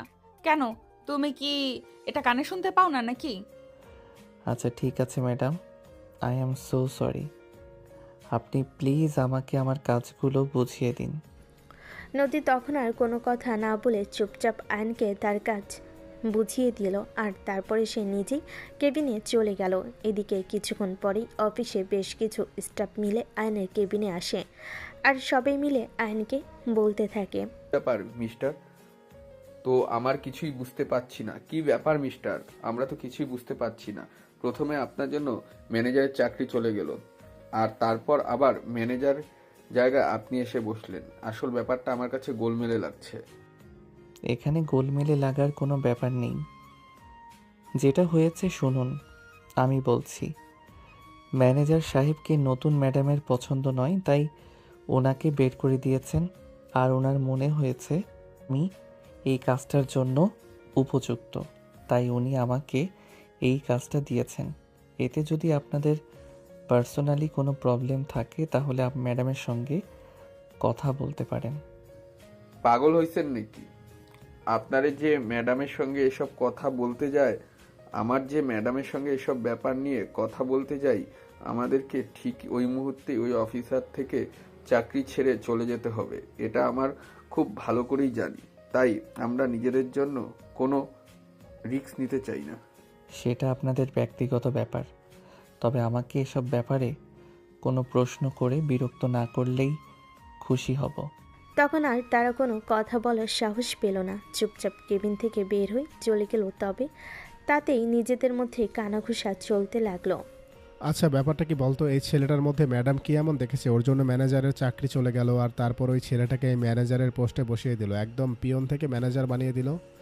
আরে ভাই, সেটা তো আমার মাথাতেই ঢুকছে না। আপনাকে কি করে বলবো অফিসে কত যোগ্য যোগ্য ব্যক্তি আছে, শিক্ষিত, কোয়ালিফিকেশনের সীমাবদ্ধ, কিন্তু ম্যাডাম তাদেরকে চোখে দেখতে পেয়েও সামান্য একটা পিয়নকে অফিসের ম্যানেজার বানিয়ে দিল। আরে ভাই আস্তে কথা বল, দেয়ালেরও কান আছে। কোনোভাবে যদি এসব কথা ম্যাডামের কান পর্যন্ত চলে যেতে পারে তাহলে আমাদের চাকরি থাকবে না। তখন ভাই ম্যানেজারের মতো আমাদেরকেও বউ বাচ্চা নিয়ে না খেয়ে মরতে হবে। হ্যাঁ ভাই, আপনি একদম ঠিক কথাই বলেছেন। যদি কোনোভাবে ম্যাডামের কান পর্যন্ত এই কথা চলে যেতে পারে, আমরা তার অগোচরে এসব বিষয় নিয়ে আলোচনা করছি, তাহলে আমাদের চাকরি চলে যাবে নির্ঘাত। তাই এসব ব্যাপার নিয়ে আলোচনা না করাটাই শ্রেয়। এই বলে তারা সেখানেই তাদের আলোচনা সমাপ্তি ঘটালো। এদিকে অফিস শেষ হতেই আয়ান অফিস থেকে বের হতেই যাবে, তখনই নদী এসে তার সামনে দাঁড়ালো। আর তারপরে সে আয়ানকে বলতে লাগলো, চলো তোমাকে তোমার নতুন ফ্ল্যাটে নিয়ে যাব। আয়ন তখন কোনো কথা না বলে নদীকে অনুসরণ করলো, কারণ সে খুব ভালো করে জানে এখন নদীর সঙ্গে কোনো কথা বলতে গেলে নদী অকারণে রেগে যাবে, আর আয়নকে সেই রাগের উষ্ণতা সহ্য করতে হবে। তাই চুপচাপ গাড়িতে এসে বসে। আর তখনই নদীর ড্রাইভারকে গাড়ি স্টার্ট করতে বলে। তখনই ড্রাইভার নদীকে বলতে থাকে, ম্যাডাম এখন আমরা কোথায় যাব? আপনার বাসায় নাকি ওই বস্তিতে? বস্তি মানে? আপনার কি মাথা খারাপ হয়ে গেছে নাকি? আজ সকালে আমরা যে ফ্ল্যাট গুছিয়ে রেখে এসেছি ওই ফ্ল্যাটে নিয়ে চলুন। আচ্ছা ম্যাডাম ঠিক আছে, কোনো সমস্যা নেই, আপনি যেমন বলবেন। এই বলে ড্রাইভার গাড়ি স্টার্ট করে। আর তারপর ও আয়ানের জন্য কেনা নতুন ফ্ল্যাটে এসে পৌঁছায়। অফিস থেকে খুব একটা দূরে না, এই তো মোটামুটি 3 মিনিটের রাস্তা। আয়নকে নদী উপরে নিয়ে গেল, আর তখনই ড্রাইভার নদীর বাবাকে ফোন করে। আসসালামু আলাইকুম স্যার, আপনাকে একটা কথা বলার জন্য ফোন দিয়েছিলাম। যদিও আমি বুঝতে পারছি না এই কথাটা আপনাকে বলা ঠিক হবে কি না। কি হয়েছে ড্রাইভার সাহেব? আপনার কণ্ঠস্বর এমন শোনাচ্ছে কেন? কোনো ঝামেলা হয়ে থাকলে আপনি আমাকে খোলাখুলি বলতে পারেন, কোনো সমস্যা নেই। না মানে আসলে স্যার, ব্যাপারটা আপনাকে কীভাবে বলবো সেটাই তো ভেবে পাচ্ছি না। আমি তো আপনাকে বললাম, এত চিন্তা করার কিছুই নেই, যা হয়েছে তা আমাকে খুলে বলুন। আর আপনি যদি আমাকে খুলে না বলেন তাহলে আমি বুঝবো কি করে কি হয়েছে। না মানে আসলে ম্যাডাম যখন থেকে অফিসে এসেছে তখন থেকেই দেখছি ওই পিয়ন ছেলেটাকে নিয়ে একটু বেশি বাড়াবাড়ি করছে। এটা আমার ঠিক সুবিধার মনে হচ্ছে না। হ্যাঁ, সেটা তুমি একদমই ঠিক বলেছো। এই ব্যাপারটা আমিও লক্ষ্য করছি। কাল থেকে আমার মেয়ে অফিসে এসেছে, আর কাল থেকেই সব কিছু গন্ডগোল হয়ে গেছে। আমি বুঝতে পারছি না আমার মেয়ে এই ছেলেটার মধ্যে কী এমন দেখেছে। স্যার আসলে আমি আপনাকে এটাই বলতে চাই, আপনি আপনার মেয়েকে একটু দেখে রাখবেন, কারণ এই সব গরিব ছোট লোকদের একদম বিশ্বাস নেই। ওরা যে কোনো সময় যে কোনো কিছু করে ফেলতে পারে, তাই আপনাকে এই কথাটা বলা। আচ্ছা ঠিক আছে, আমি ব্যাপারটা বুঝতে পেরেছি, আর আমাকে এসব কথা বলার জন্য আপনাকে অসংখ্য ধন্যবাদ। তবে আপনি যে আমাকে এই কথা বলেছেন, ওরা যেন এটা কোনোভাবেই জানতে না পারে। স্যার আপনার কি মাথা খারাপ হয়ে গেছে? ওরা যদি এই ব্যাপারে কোনোভাবে জানতে পারে তাহলে আমার চাকরি থাকবে না। আমি আপনাদের কোম্পানি থেকে যে মোটা অঙ্কের বেতন পাই সেটা তো অন্য কোথাও গেলে পাবো না। তাই আমি আমার ব্যাপারে যথেষ্ট সচেতন থাকবো, আর আপনিও কিন্তু কখনোই আমার ব্যাপারটা তাদের সামনে প্রকাশ করবেন না। এই বলে তারা নিজেদের মতো কথা বলা শেষ করলো, আর তারপরেই ফোন দিল। এদিকে নদী আয়নকে তার ফ্ল্যাটে নিয়ে আসলো। সারপ্রাইজ! দেখো তোমার এটা পছন্দ হয়েছে কিনা। আয়ান ভিতরে ঢুকে 4-5টা ভালো করে একবার দেখে নিল। দামি ফ্ল্যাট, সেই সঙ্গে দামি ফার্নিচার। এটা থেকে আয়ান অবাকের চূড়ান্ত সীমানায় পৌঁছে গিয়ে নদীকে বলতে থাকে, দেখুন একদম সুপার, একটাও কোনো কথা বলবে না। আমি যা করছি আমাকে আমার মতো করে সেই সব কিছু করতে দাও। সেগুলো আমি তোমার কোনো রিকোয়ারমেন্ট শুনবো না। এখানে যা কিছু আছে সব কিছুই তোমার জন্য। আর যদি কোনো কিছুর প্রয়োজন হয় তাহলে অবশ্যই আমাকে জানাবে, আমি সেটাও ব্যবস্থা করে দিব। তবে আমাকে এখন যেতে হবে, একটু কাজ আছে। আচ্ছা ম্যাডাম, ঠিক আছে, কোনো সমস্যা নেই, আপনি এখন আসতে পারেন। আর হ্যাঁ, তোমাকে রান্না করতে হবে না, আমি অনলাইনে খাবার অর্ডার করে দিয়েছি। তোমার খাবার চলে আসবে, খাওয়া দাওয়া করে তারপর পড়তে বসো। আয়ন ভিতরে ঢুকে 4-5টা ভালো করে একেবারে দেখে নিল দামি ফ্ল্যাট, সেই সঙ্গে দামি ফার্নিচার। এটা দেখে আয়ন অবাকের চূড়ান্ত সীমায় পৌঁছে গিয়ে নদীকে বলতে থাকে। এই বলে নদী আয়নের বাসা থেকে বের হয়ে চলে গেল, আর আয়ন এসে দরজাটা লাগিয়ে দিয়ে বিছানার উপরে সেই বসলো। নরম তুলতুলে বিছানায় গা এলিয়ে দিলে এখনই যেন চোখ লেগে যাবে। আয়ন বেশিক্ষণ সেখানে বসলো না, ওয়াশরুমে চলে গেল। ফ্রেশ হয়ে আসতে না আসতেই দরজার কলিং বেলের আওয়াজ শোনা গেল। আয়ন দরজা খুলতেই দেখতে পেল ডেলিভারি ম্যান দাঁড়িয়ে আছে। ডেলিভারি ম্যান তার হাতে একটা খাবারের প্যাকেট তুলে দিয়ে চলে গেল। আয়ন রুমের ভিতর এসে খাবারের প্যাকেটটা খুলে খেয়ে নিল, আর তারপর পড়তে বসলো। রাত আনুমানিক 12:30 পর্যন্ত পড়ার টেবিলেই ছিল। তারপরেই পড়া শেষ করে বিছানায় চলে আসে। চোখটা লেগে আসছিল, তখনই ফোনটা বেজে ওঠে। আয়ন ফোনটা হাতে নিয়ে দেখে গতকালের সেই নাম্বারটা থেকেই ফোন এসেছে। আয়ন বুঝতে পারল নদী তাকে ফোন করে, যে তাই সে ফোনটা রিসিভ করলো, আর তখনই অপর প্রান্ত থেকে শুনতে পেল। হাই, কি করছিলে তুমি? এই তো এখনই ঘুমিয়ে যাচ্ছিলাম, আপনি ফোন না দিলে হয়তো ঘুমিয়ে যেতাম। ও আচ্ছা, তাহলে অসময়ে ফোন দিয়ে তোমায় বিরক্ত করলাম নাকি? আরে না ম্যাডাম, সেরকম কোনো ব্যাপার নয়। আচ্ছা ঠিক আছে, আপনি বলুন কি বলবেন, আমি শুনছি। আসলে আগামীকাল শুক্রবার অফিস বন্ধ আছে, তাই তোমাকে নিয়ে একটু বাইরে বের হতে চাই। তোমার কি সময় হবে? দেখুন ম্যাডাম, আসলে যদিও আমার আগামীকাল সেরকম কোনো কাজ নেই, তবে আমার মনে হয় না আপনার সঙ্গে যাওয়াটা আমার একদম উচিত হবে, কারণ আপনি আমার অফিসের বস। এমনিতেই আপনি আমাকে অনেক সহযোগিতা করেছেন, যেটা নিয়ে অফিসে অলরেডি কানাঘুষা শুরু হয়ে গেছে। তারপর যদি কেউ এটা কোনোভাবে জানতে পারে আমি আপনার সঙ্গে বাইরে সময় কাটাচ্ছি, তাহলে কি হবে সেটা আপনি খুব ভালোভাবেই বুঝতে পারছেন। দেখো, আমি কে কি করলো কে কি না করলো সেই সব কিছু নিয়ে আমি কখনোই সেরকম ভাবে কোনো চিন্তা ভাবনা করি না। আর আমি বলবো তোমাকেও চিন্তা করার কোনো প্রয়োজন নেই, কারণ তুমি ছেলে মানুষ, বদনাম পুরুষকে কখনো ছুতে পারে না। ম্যাডাম, আপনি ভুল কথা বলছেন। বদনাম কখনো বড়লোক মানুষকে ছুঁতে পারে না। আমরা গরিব মানুষ, আমাদের কাছে মান সম্মান সব কিছু। আমরা সব কিছুর ঊর্ধ্বে গিয়ে মান সম্মানকে নিয়ে চিন্তা করি। আরে বাবা, আমি তোমাকে বললাম তো এই সব কিছু নিয়ে তোমাকে কোনো চিন্তা করতে হবে না। আমি তো আছি, আমার উপরে তুমি ভরসা করতে পারো। আমি থাকতে তোমার কোনো ক্ষতি হতে আমি কখনোই দেব না। আমি জানি ম্যাডাম, কিন্তু তারপরেও মানুষ আপনাকে কিংবা আমাকে নিয়ে কোনো মন্তব্য করুক, সেটা আমি চাই না। আর কোনো কথা নয়, কাল বিকেল 3টায় আমি তোমার বাসার সামনে আসব। তুমি রেডি হয়ে থাকবে, আমি আর কোনো কথা শুনতে চাই না। এই বলে আয়নকে আর কোনো কথা বলার সুযোগ না দিয়ে নদী ফোনটা কেটে দিল। আর এইদিকে আয়ন ফোনটা রেখে ঘুমিয়ে পড়ল। পরের দিন যেহেতু অফিস আর ভার্সিটি কোনোটাই ছিল না, তাই সে সকালবেলা একটু দেরি করেই ঘুম থেকে উঠল। সকালবেলা ঘুম থেকে উঠে দেখে অলরেডি সকাল 11টা বেজে গেছে। অ্যান্ড তাড়াহুড়ো করে ফ্রেশ হয়ে নিজের জন্য নাস্তা তৈরি করলো। আর তারপর নাস্তা খেতে খেতেই হঠাৎ দেখতে পেল তার ফোনের রিংটোন বাজতেছে। এসে মোবাইলটা হাতে নিয়ে দেখে তার বাড়ি থেকে ফোন করা হয়েছে। আয়ন ফোনটা রিসিভ করলো। কী রে বাবা, কেমন আছিস? কয়দিন ধরে তো তুই আমাদের কথা ভুলেই গেছিস, একবারও ফোন দিয়ে আমাদের খোঁজখবর নিচ্ছিস না। আসলে কয়দিন ধরে আম্মু অফিসে একটু কাজের চাপ বেশি, তারপর আবার পড়াশোনার চাপটাও বেশি পড়ে গেছে, তাই আর কি ফোন দিতে পারছি না। তোমরাও তো এমনই, তোমরা তো একবার ফোন দিয়ে আমার খবর নিতে পারতে, কিন্তু তোমরা তো সেটা করলে না। আরে বাবা, তুই এটা খুব ভালো করেই জানিস আমরা কাজ করি, ব্যস্ত থাকি। তাছাড়া আমাদের ফোনে সেরকম কখনো রিসার্চ করা হয় না। তুই নিজে থেকেই ফোন দিস, তাই আমাদের আর রিসার্চ করার প্রয়োজন পড়ে না, কারণ আমাদেরকে তো কাউকে ফোন দিতে হয় না। আচ্ছা ঠিক আছে, এসব কথা বাদ দাও। এখন বলো তোমরা কেমন আছো, আর তিশা কেমন আছে?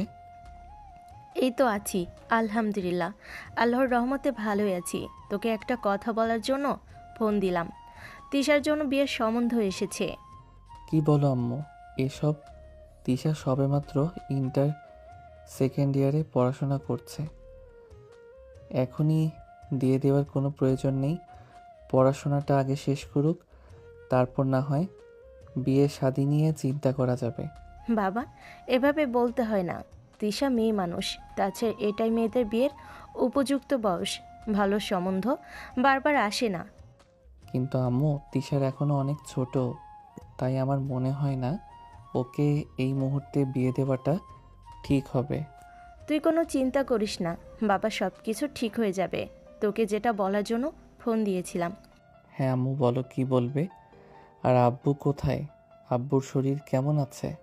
এই তো, তোর আব্বু একটু বাজারে গেছে, আছে আলহামদুলিল্লাহ ভালোই। শোন, তিশাকে কিছু গয়না বানিয়ে দিতে হবে। আমাদের হাতে তো সেরকম কোনো টাকা নেই।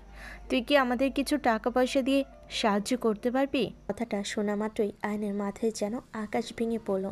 কারণ সে যেটুকু চাকরি করে সেটুকু টাকা তার নিজের প্রয়োজনে খরচ করতে হয়। এখন বোনের বিয়ে বলে কথা, কিছু না দিলেও তো হয় না। এখন সে কি করবে সেটা ভেবে চুপ করে থাকে। তখনই তার আম্মু বলতে থাকে, চাপ নিস না বাবা, তোর বেশি কষ্ট হয়ে গেলে তোকে কিছু দিতে হবে না, আমরাই সবটা ব্যবস্থা করে নিব। আচ্ছা আম্মু, তুমি চিন্তা করো না, আমি দেখছি কি করা যায়। ইনশাল্লাহ কিছু একটা ব্যবস্থা করব। আচ্ছা বাবা, ঠিক আছে, তুই যদি কিছু করতে পারিস তো করিস, তা না হলে তোর উপর জোর দিয়ে কোনো কিছু বলবো না। আচ্ছা, তোর দিনকাল কেমন যাচ্ছে? এই তো আম্মু আলহামদুলিল্লাহ ভালো। জানো আম্মু, আমার প্রমোশন হয়েছে, আমি একটা বড় পোস্টে ভালো বেতনে চাকরি পেয়েছি। আশা করছি সামনের মাস থেকে নিজের খরচ চালিয়ে তোমাদের কিছু দিতে পারবো। আলহামদুলিল্লাহ, আল্লাহর কাছে লাখ কোটি শুক্রিয়া যে এতদিন পর একটা খুশির খবর শুনতে পেলাম। হ্যাঁ আম্মু, দোয়া করো। আশা করি এখন থেকে আমাদের দিন ফিরবে। আচ্ছা বাবা, ঠিক আছে, ভালো থাকিস, নিজের খেয়াল রাখিস। তাহলে এখন রাখছি। আচ্ছা আম্মু, ঠিক আছে। তোমরাও নিজেদের খেয়াল রেখো, আর তোমরাও ভালো থেকো। ভালো থেকো। আল্লাহ হাফেজ। এই বলে আয়ন ফোন কেটে দেয়। এদিকে আয়নের আম্মু কথা শেষ করতে না করতেই তিশা মানে আয়নের ছোট বোন তার আম্মুর কাছে আসে, তার আম্মুকে জড়িয়ে ধরে বলতে থাকে, আম্মু জানো, আমার না ছোটবেলা থেকে অনেক শখ আমার বিয়েতে আমি গা ভর্তি স্বর্ণের গহনা পরবো। আরে মা, আমরা গরিব, আমাদের এত স্বপ্ন দেখতে হয় না। তোর বিয়েতে আদৌ স্বর্ণ দিতে পারবো কি না সেটাই তো বলতে পারছি না। তোর আব্বুর আর্থিক অবস্থা ভালো না, তোর ভাইয়ের হাতেও মনে হয় সেরকম কোনো টাকা পয়সা নেই। আল্লাহই জানে কি হবে আমাদের সাথে। যা হবে ভালোই হবে, তুমি শুধু আল্লাহর কাছে দোয়া করো, দেখো সব কিছু ঠিক হয়ে যাবে। এই বলে তার মা মেয়েতে কথার প্রসঙ্গ পাল্টে নিয়ে অন্য একটা বিষয় নিয়ে কথা বলতে লাগলো। আর এদিকে দেখতে দেখতে আয়নের বাবা বাড়িতে চলে আসলে তিশার আয়নের আম্মুকে এভাবে বারান্দায় বসে থাকতে দেখে আয়নের আপু আয়নের আম্মুকে বলতে থাকে, কি ব্যাপার, কি হলো? তোমার মা মেয়ে এভাবে মুখ কালো করে এখানে বসে আছো কেন? না, আসলে সেরকম কোনো ব্যাপার না। আয়ানকে কল করেছিলাম কিছু টাকা দেওয়ার জন্য, মনে হয় দিতে পারবে না। তোমাকেও বলি, হারিয়ে যেখানে জানো ছেলেটাকে আমরা 2 পয়সা দিতে পারি না। সে নিজের খরচ কষ্ট করে হলেও নিজেই চালানোর চেষ্টা করে, সেখানে তার কাছে কেন টাকা পয়সা চাইতে গেলে? অকারণে ছেলেটার মনটাকে খারাপ করে দিলে। কিন্তু কি করব তুমি সেটা বলো। তুমি একা একা সংসারের ঘানি টানতে পারছো না, এদিকে মেয়েটাকেও বিয়ে দিতে হবে, আমাদের তো কিছু একটা করতে হবে, তাই নয় কি? তোমাকে অত কিছু নিয়ে চিন্তা করতে হবে না। আল্লাহ যখন বিপদ আপদ দেন তখন আল্লাহ নিজেই বান্দাকে সেই বিপদ আপদ থেকে উদ্ধার করেন। তোমাকে এত কিছু নিয়ে চিন্তা করার কথা কে বলেছে? নিশ্চয়ই আল্লাহ আমাদেরকে এই বিপদ থেকে উদ্ধার করবেন। হ্যাঁ বাবা, তুমি একদম ঠিক কথাই বলেছ। আল্লাহ যেহেতু আমাদেরকে গরিব বানিয়েছেন, নিশ্চয়ই আল্লাহ আমাদের জন্য ভালো কিছু রেখেছেন, যা আছে কপালে। হ্যাঁ রে মা, একদম ঠিক কথাই বলেছিস।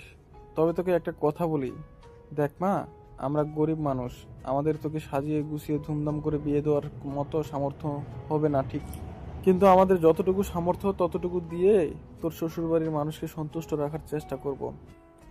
এসব নিয়ে তুমি কোনো চিন্তা করো না বাবা, যারা আমাকে নিয়ে সন্তুষ্ট থাকতে পারবে তারা আমাকে বাড়ির পুত্রবধূ বানানোর স্বপ্ন দেখুক, আর যারা টাকা পয়সা অর্থ সম্পদ এসব কিছু খুঁজবে তাদেরকে আমার বাবার বাড়ির উঠান মারানোরও কোনো প্রয়োজন নেই। এটা বলে তিশা সেখান থেকে চলে গেল। আর এইদিকে আয়নের বাবা তখন বারান্দায় বসে বসে 2 চোখ থেকে 2 ফোঁটা পানি ফেলে দিলেন। এটা দেখে আয়নের আম্মু বলতে লাগলো, আরে এভাবে তুমি কান্না করছো কেন? তুমি ওকে ছেলে মেয়েদের মতো বোকা হয়ে গেছো নাকি? দেখো, আল্লাহ আমাদেরকে বিপদ দিয়েছেন, নিশ্চয়ই তিনি আমাদের এই বিপদ থেকে উদ্ধার করবেন। তোমার এভাবে চিন্তা করে কিছুই নেই, তুমি অযথাই চিন্তা করে ভেঙে পড়ো না। আমি চাই তুমি একটু শক্ত থাকো। দেখো, এটা ভেবেই একটু কষ্ট লাগছে যে অন্য মেয়েরা বিয়ের সময় বাবার বাড়ি থেকে গা ভর্তি গহনা নিয়ে শ্বশুর বাড়িতে যায়, আর সেখানে আমরা আমাদের মেয়েকে কোনো স্বর্ণের গহনাই দিতে পারছি না। দেখো, চিন্তা করো না, আল্লাহ আমাদের কপালে যেটা রেখেছেন সেটাই হবে। আল্লাহ চাইলে হয়তোবা আমরা আমাদের মেয়েকে স্বর্ণের গহনা দিয়ে শ্বশুর বাড়িতে পাঠাতে পারবো। এসব তুমি কি পাগলের মতো কথা বলছো? তোমার মাথা খারাপ হয়ে গেছে নাকি? আরে আমার মাথা কেন খারাপ হতে যাবে? আমি তো শুধু তোমাকে এটা বললাম মাত্র। যাও, হাত মুখ ধুয়ে আসো, দুপুরে খাবারের সময় হয়েছে, আমি তোমাকে দুপুরে খাবার দিচ্ছি। এই বলে আয়নের আম্মু ঘরের ভিতর চলে গেলেন। আয়নের বাবা তখন পুকুর ঘাটে গিয়ে হাত মুখ ধুয়ে রান্নাঘরে চলে আসেন খাবার খাওয়ার জন্য। আয়নের আম্মু আয়নের আব্বুকে খাবার বেড়ে দেন। অপরদিকে আয়ন খাবার খাওয়া শেষ করে বিছানায় এসে বেশ কিছুক্ষণ বিশ্রাম নেয়। আর ঠিক কিছুক্ষণ পরেই নদী আয়নকে ফোন করে আর বলতে থাকে, কি হলো, তুমি রেডি হয়েছো? তোমাকে না আমি কাল বলে রেখেছিলাম 3টের মধ্যে রেডি হয়ে থাকতে। ম্যাডাম, আসলে সকালবেলা ঘুম থেকে উঠতে একটু লেট হয়ে গেছে। আপনি জাস্ট 5 মিনিটে দাঁড়ান, আমি 5 মিনিটের মধ্যেই রেডি হয়ে আসতেছি। আমি তোমার ফ্ল্যাটের দরজার সামনে দাঁড়িয়ে আছি, দরজাটা খোলো। আমি দাঁড়িয়ে থাকতে থাকতে পা ব্যথা করছে। এটা শুনে আইন দৌড়ে গিয়ে দরজা খুলে দিল, আর তখনই দেখতে পেল নদী সেখানে দাঁড়িয়ে আছে। আইন নদীকে রুমের ভিতর আসতে বলে, আর তারপর বলতে থাকে, আরে ম্যাডাম, আপনি এখানে চলে এসেছেন সেটা আমাকে বললেই তো পারতেন। তাছাড়া আপনি যখন বাসা থেকে বের হয়েছেন তার আগে আমাকে একটা মিসড কল বা মেসেজ দিলেই তো হয়ে যেত। আমি নিজেই রেডি হয়ে নিচে চলে যেতাম।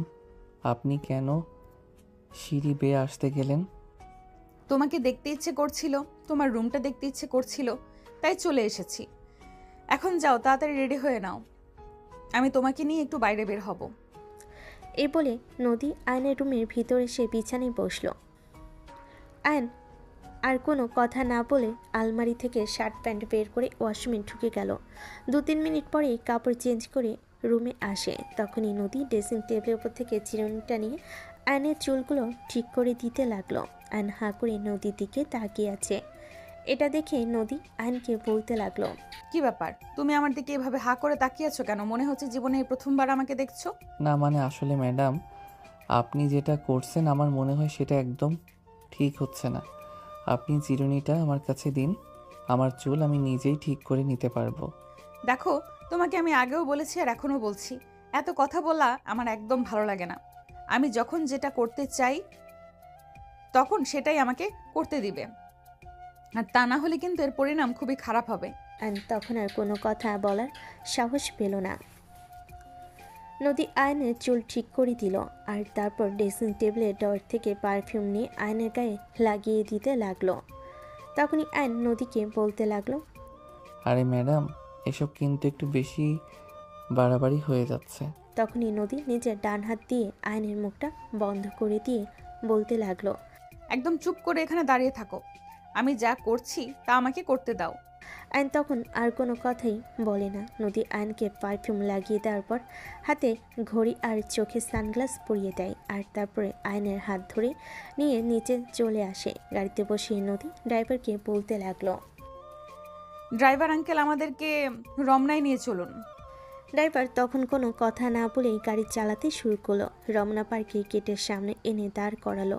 নদী আয়নকে নিয়ে গাড়ি থেকে নেমে সোজা পার্কের ভিতর ঢুকে গেল। আর এইদিকে ড্রাইভার তখনই আবারও নদীর বাবার নাম্বারে ফোন করে। আসসালামু আলাইকুম স্যার। ওয়ালাইকুম আসসালাম। ড্রাইভার সাহেব, আজ তো শুক্রবার, আপনি ছুটিতে যাননি? না মানে আসলে স্যার ম্যাডাম আজকে ছুটি দেননি, উনি আজ ঘুরতে এসেছেন, তাই আমাকে আজকেও ডিউটি করতে হচ্ছে, যার কারণে উনি আমাকে অ্যাডভান্স পেমেন্টও দিয়েছেন। মানে এসব আপনি কি বলছেন? শুক্রবার তো নদী কখনো বাইরে যায় না, আজ কোথায় গিয়েছে? স্যার আমি আপনাকে আগেই বলেছিলাম ব্যাপারটা একটু পর্যবেক্ষণ করে দেখতে। ম্যাডাম আজকে ওই ছেলেটাকে নিয়ে রমনা পার্কে এসেছেন। আচ্ছা ঠিক আছে, আপনি কোনো চিন্তা করবেন না, আমি ব্যাপারটা দেখতেছি। আর হ্যাঁ, ব্যাপারটার জন্য আপনার আর আমার মধ্যে সীমাবদ্ধ থাকে, অন্য কেউ যেন কোনোভাবেই কোনো কিছু জানতে না পারে। আচ্ছা ঠিক আছে, যেরকম বলছেন ঠিক সেরকমই যেন হয়, এর থেকে যেন একটুও নড়চড় না হয়। এ বলে ড্রাইভার ফোন রেখে দিল। আর তারপর প্রায় 4 ঘন্টা ঘোরাঘুরি করে নদী আর আয়ান পার্ক থেকে বের হয়। গাড়িতে উঠতেই নদী ড্রাইভারকে বলতে লাগে, আঙ্কেল, আমাদেরকে কোনো একটা ভালো রেস্টুরেন্টে নিয়ে চলুন, আমরা দুজনে একসঙ্গে ডিনার করব আর তারপর বাড়িতে ফিরবো। আচ্ছা ম্যাডাম ঠিক আছে, কোনো সমস্যা নেই, আপনারা গাড়িতে উঠে বসুন, আমি এখনই আপনাদের নিয়ে যাচ্ছি। এই বলে ড্রাইভার গাড়ি চালাতে থাকে। একটা 5 স্টার রেস্টুরেন্টের সামনে এসে ড্রাইভার গাড়িটা দাঁড় করালো। আর তখনই আয়ন আর নদী দুজনেই গাড়ি থেকে নেমে রেস্টুরেন্টের ভিতরে চলে গেল। যাওয়ার সময় নদীর ড্রাইভারকে 500 টাকা হাতে ধরিয়ে দিয়ে বাইরে কোনো রেস্টুরেন্ট থেকে খাবার খেয়ে নিতে বলল। নদী আর আয়ন দুজনেই রেস্টুরেন্টে খাওয়া দাওয়া করলো। প্রায় 2 ঘন্টা পর দুজনে একসঙ্গে রেস্টুরেন্ট থেকে বের হয়। নদী আয়নকে বাসে পৌঁছে দিয়ে তারপর নিজের বাসে চলে আসে। নদী যখন বাসে এসে পৌঁছালো তখন রাত আনুমানিক 9টার মধ্যে। কলিং বেলে চাপ দিতে নদীর বাবা এসে দরজাটা খুলে দিল। নদী তখন তার বাবাকে দেখে বলতে লাগলো, কি ব্যাপার বাবা, তুমি কেন দরজা খুলে বাড়ির সব গেল কোথায়? সবাই বাড়িতেই আছে, তবে তোমার সঙ্গে আমার একটু জরুরি কথা আছে, তাই আমি এখানে বসে তোমার জন্য অপেক্ষা করছিলাম। মানে আমি সত্যিই বুঝতে পারছি না কি এমন কথা যেটা বলার জন্য তোমাকে এখানে বসে থাকতে হবে। তুমি তো নিজের রুমে ডেকে নিয়েও আমাকে সেটা বলতে পারতে। কথাটা খুবই ইম্পর্টেন্ট, তাই আমাকে এখানে বসে তোমার জন্য অপেক্ষা করতে হলো। আচ্ছা ঠিক আছে, যাও ড্রয়িং রুমে গিয়ে বসো, আমি একটু ফ্রেশ হয়ে এক্ষুনি আসছি। এই বলে নদী নিচে রুমে চলে গেল। আর যাওয়ার সময় কাজের মেয়েটাকে তাদের দুজনের জন্য 2 কাপ কফি বানাতে বলল। প্রায় 5 মিনিট পর নদী ড্রয়িং রুমে ফিরে আসে, আর তখনই সে তার বাবাকে বলতে থাকে, এবার বলো কি হয়েছে তোমার, আর কি এমন কথা সেটার জন্য তুমি এখানে বসে আমার জন্য অপেক্ষা করছো? দেখো, আমি জানি তুমি যথেষ্ট শিক্ষিত এবং বুদ্ধিমতী একটা মেয়ে, তোমাকে সব কিছু খুলে বলতে হবে না, তাই আমি তোমাকে একটু শর্ট করে বলছি। তুমি যেটা করছো সেটা কিন্তু একদমই ঠিক হচ্ছে না। কাউকে এভাবে পরিচয় দিয়ে মাথায় ওঠানো কোনো প্রশ্ন আসে না। হ্যাঁ, আমি খুব ভালোভাবেই বুঝতে পারছি তুমি কাকে মিন করে কথাটা বলছো। দেখো, আবার যদিও আমি তাকে এই কথাটা বলিনি, তবে তুমি বলাতে আমি তোমাকে বলছি, ছেলেটাকে আমি প্রথম দেখাতেই ভালোবেসে ফেলেছি, তাই তার জন্য আমার এক আকাশ পরিমাণ দুর্বলতা। এসব তুমি কি বলছো? তোমার কি সত্যিই মাথা খারাপ হয়ে গেছে নাকি? আমি তো কিছুই বুঝতে পারছি না। কি সব পাগলের মতো কথাবার্তা বলছো তুমি? আমি কোনো পাগলের মতো কথাবার্তা বলছি না বাবা, যা বলছি একদম সত্য কথা বলছি। ছেলেটাকে আমি প্রথম দেখাতেই ভালো লেগে গেছে, আর তার জন্যই এই সব কিছু করছি আমি। আর আমি যদি কাউকে বিয়ে করি তাহলে এই ছেলেটাকেই করব। এখন তুমি কি করবে না করবে সেটা একান্তই তোমার ব্যক্তিগত ব্যাপার। যদি মেনে নাও তাহলে ভালো, আর যদি মেনে না নাও তাহলে আমার কিছুই করার থাকবে না। এই বলে নদী সেখানে আর এক মুহূর্ত না দাঁড়িয়ে নিজের রুমে চলে গেল। নদীর বাবা পড়ে গেলেন মহা চিন্তায়। কী করবেন তিনি কিছুই ভেবে পাচ্ছেন না। ওই মুহূর্তে নদীর আম্মু সেখানে আসেন।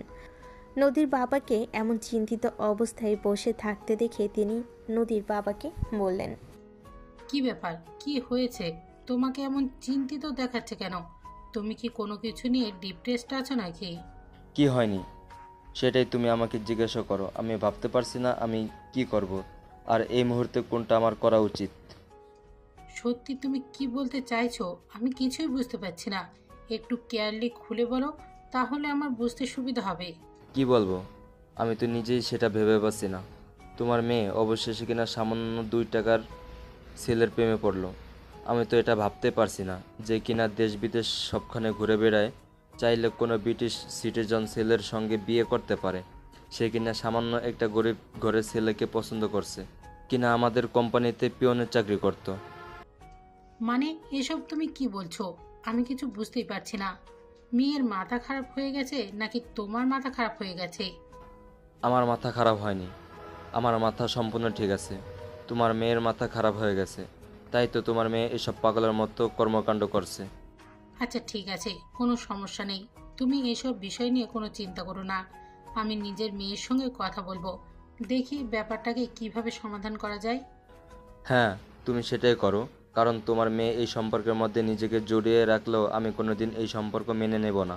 আমার একটা ক্লাস স্ট্যাটাস আছে, আমাকে সেটা মেনটেন করে চলতে হয়। তাছাড়া ছেলেটা নদীর চাইতে বয়সে কম করা হলেও 2-3 বছরের ছোট হবে, যদি অনার্স কমপ্লিট করছে। তাছাড়া 2 বছর আগে, আর ছেলেটা এই বছর সবেমাত্র অনার্স 3rd ইয়ারে পড়াশোনা করে। নদীর আম্মু তখন আর কোনো কথা না বলে চুপচাপ সেখান থেকে চলে গেলেন। তবে তিনি তখনই নদীর রুমে গেলেন না, কারণ তিনি খুব ভালো করেই জানেন এই মুহূর্তে নদীর সঙ্গে কথা বলে হিতে বিপরীত হতে পারে। কারণ নদীর বাবা যেমন প্রচণ্ড পরিমাণ রাগী, নদীও তেমনি তার বাবার চাইতে 3 গুণ বেশি রাগী। তাই নদীর মা পরের দিন সকালবেলা যখন নদী নাস্তার টেবিলে গেল নাস্তা খাওয়ার জন্য, তখনই নদীকে বলতে থাকেন, কি ব্যাপার নদী, তোমার বাবা এসব কি বলছে? তুমি নাকি অবশেষে এরকম কিছু একটা করেছো যেটা আমরা ভাবতেও পারি না। হ্যাঁ আম্মু, তুমি একদম ঠিক কথাই শুনেছ। আমি আয়নকে যেদিন প্রথম দেখেছি সেদিনই তাকে ভালোবেসে ফেলেছি। আর আমি তো এমনটাই সিদ্ধান্ত নিয়েছি, যদি কখনো কাউকে বিয়ে করি তাহলে আয়নকেই করব। এসব তুমি কি বলছো? তোমার তো দেখছি সত্যি সত্যি মাথা খারাপ হয়ে গেছে। তোমার খুব তাড়াতাড়ি একজন সাইকোলজিস্টে দেখানো প্রয়োজন। এবং খুব দ্রুত তোমার ট্রিটমেন্ট নেওয়া প্রয়োজন। এইসবের কোনো প্রয়োজন হবে না আম্মু। আমি যা বলছি একদম সত্য কথা বলছি এবং ঠান্ডা মাথায় চিন্তা ভাবনা করে তারপরেই আমি সিদ্ধান্ত নিয়েছি। শোনো, তোমাদেরকে একটা কথা বলি, ভালোবাসা জীবনে কখনো বলে কয়ে আসে না। আমরা যে কোনো সময় যে কোনো কাউকে ভালোবেসে ফেলতে পারি, তাই এটা নিয়ে এভাবে এত সিরিয়াস হওয়ার কিছুই নেই। তাই বলে এইটুকুনি একটা ছেলেকে, যে কিনা তোমার থেকে বয়সে অনেকটাই ছোট আর যা কিনা আমাদের বাড়ির চাকর হওয়ার যোগ্যতা পর্যন্ত নেই। আম্মু, তুমি এভাবে কথা বলতে পারো না। তুমি আয়ানকে অপমান করে কথা বলছো। এটা কিন্তু আমি একদম সহ্য করব না, কারণ আমি আয়ানকে বিয়ে করব বলে সিদ্ধান্ত নিয়েছি, আর নিজের হবু হাজব্যান্ডকে কখনোই আমি অপমানিত হতে দেব না। নদীর আম্মু নিজের মেয়ের কথা শুনে কি বলবেন জাস্ট ভেবে পাচ্ছেন না। তিনি মহা চিন্তায় পড়ে গেলেন। নদীকে আর কোনো কথাই বললেন না। নদী খাওয়া দাওয়া শেষ করে অফিসের উদ্দেশ্যে বের হয়ে গেল। নদীর মা তখন নদীর বাবার রুমে গেলেন আর তারপর বলতে লাগলেন, কি করব, সত্যি আমি কোনো কিছু ভেবে কুল পাচ্ছি না। সে তো পরিষ্কার জানিয়ে দিয়েছে ওই ছেলেকে ছাড়া অন্য কাউকে বিয়ে করবে না। তুমি কিছু একটা করো। আমাকে একটু ভাবতে দাও, একটু সময় নিয়ে ভাবতে হবে এবং যা করার খুব তাড়াতাড়ি করতে হবে। দেরি হয়ে গেলে মিস হয়ে যাবে এবং আমাদের মেয়েকে ওই রাস্তা থেকে ফিরিয়ে আনতে একটু কষ্ট হবে। আমি কোনো কিছু জানি না আর জানতেও চাই না। আমি যদি তোমাকে এইটুকুনি কথাই বলতে চাই, যেন আমার মেয়ে কোনো ক্ষতি না হয়, সুস্থ এবং স্বাভাবিক অবস্থায় আমি আমার মেয়েকে ফিরে পাই। দেখো, নদী যেমন তোমার মেয়ে তেমনি সে আমারও মেয়ে। দেখছি কি করা যায়। তার আগে আমাকে একটু ঠান্ডা মাথায় ভাবতে দাও। নদীর আপু বেশ কিছুক্ষণ চিন্তা ভাবনা করেন, কিন্তু কোনো কুলকিনারাই খুঁজে পান না। এদিকে নদী অফিসে এসে দেখে আয়ন মন ক্ষুণ্ণ করে বসে আছে। নদী তখন আয়নের সামনে গিয়ে দাঁড়ালো আর তারপর আয়নের কাঁধে হাত রেখে বলতে লাগলো, কি ব্যাপার, কি হয়েছে তোমার? এভাবে মন খারাপ করে বসে আছো কেন? না, সেরকম কোনো ব্যাপার নয়। আসলে আমার এমনি ভালো লাগছে না, তাই চুপচাপ বসে আছি। তাছাড়া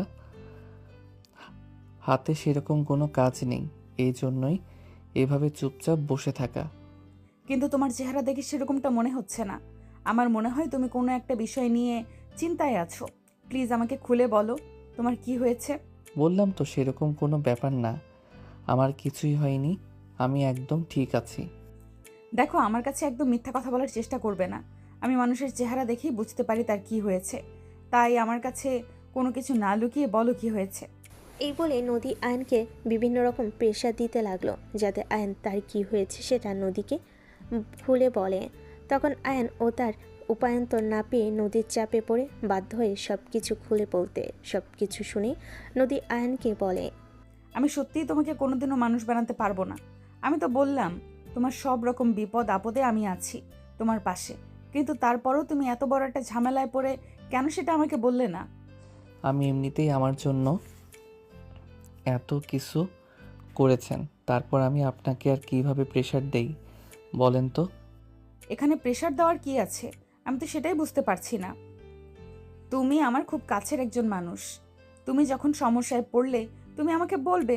ম্যাডাম, আপনার অফিসে শুধু আমি একা চাকরি করি না, এখানে আরও অনেক মানুষ এই চাকরি করে। আপনি কি সবাইকে এইভাবে সাহায্য করবেন? না, কখনো না।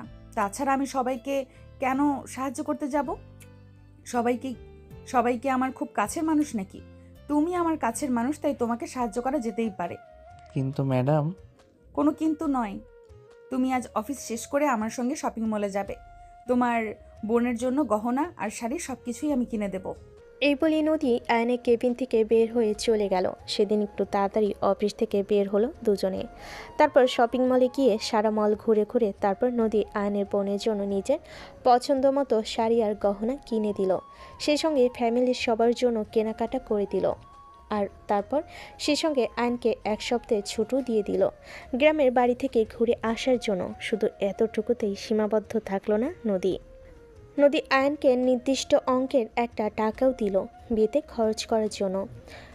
আয়ন এইসব কিছু নিয়ে খুশি মনে পরের দিন গ্রামের বাড়ির উদ্দেশ্যে রওনা দেয়। আর তারপরে গ্রামের গিয়ে মহা ধুমধামের সঙ্গে বোনের বিয়ের আয়োজন করে আর সবাই মিলে অনেক আনন্দ উল্লাস করে বোনের শ্বশুর বাড়িতে পাঠায়। আর এদিকে দেখতে দেখতে ছুটি শেষ হয়ে আসছিল, তাই আয়ন আবারও শহরে চলে আসে। এক সপ্তাহ পর অফিসে আসে আয়ন। এইদিকে নদী আয়নকে দেখার জন্য পাগল হয়েছিল। নদী অনেকক্ষণ আগে থেকেই অফিসে এসে অপেক্ষা করছিল কখন আয়ন অফিসে আসবে। এদিকে আয়ন অফিসে এসে যেই না নিজের কেবিনে প্রবেশ করবে, তখনই নদীও তার পিছন পিছন নিজের কেবিন থেকে বের হয়ে আয়নের কেবিনে প্রবেশ করে। আয়ন কেবিনে ঢুকে ব্যাগটা টেবিল উপর রাখতেই পিছন থেকে নদী আয়নকে জড়িয়ে ধরে আর বলতে থাকে। হঠাৎ করেই কারো এভাবে পিছন থেকে জড়িয়ে ধরে চমকে যায় আয়ন, আর তখনই সে চিৎকার দিতে যাবে। ওই মুহূর্তেই নদী পিছন থেকে আয়নের মুখ চেপে ধরে আর বলতে থাকে, আরে এই, আমি তোমাকে জড়িয়ে ধরেছি, এভাবে চিৎকার দেওয়ার কি আছে? সবাই কি ভাববে আমি তোমাকে রেপ করতে এসেছি? এই বলে নদী আয়নকে ছেড়ে দিয়ে সামনে এসে দাঁড়ায় আর তারপর বলতে থাকে, এতদিন তুমি আমাকে ছাড়া কিভাবে ছিলে? তোমার একটুও কষ্ট হয়নি? আরে এসব আপনি কি বলছেন ম্যাডাম? কষ্ট কেন হবে? আপনি আমার অফিসের বস। অবশ্যই আপনার কথা আমার মনে পড়েছিল। আপনাকে আমি মিস করেছি, কিন্তু সেখানে কষ্ট পাওয়ার কি আছে আমি সেটা বুঝতে পারলাম না। ও আচ্ছা, এই কথা। আমি বুঝতে পেরেছি তুমি তা খুবই স্বার্থপর একজন মানুষ। তোমার কথা আমার প্রতিটা দিন, প্রতিটা মুহূর্ত, প্রতিটা সেকেন্ডে মনে হয়েছে, কিন্তু তারপরও আমি তোমাকে ফোন দিইনি, কারণ আমি দেখতে চেয়েছিলাম একবারও কি তোমার আমার কথা মনে পড়ে কিনা।